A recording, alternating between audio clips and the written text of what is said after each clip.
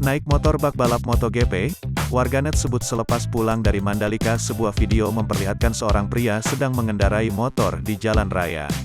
Namun, ada yang berbeda dari cara pria tersebut mengendarai motor.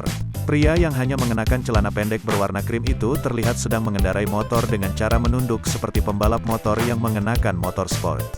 Padahal pria itu hanya mengendarai motor Matic Scoopy berwarna abu-abu. Tampak ia melaju dengan cepat layaknya sedang ikut balapan di sirkuit Mandalika, yang pada kenyataannya pria itu hanya berada di jalan raya yang sepi.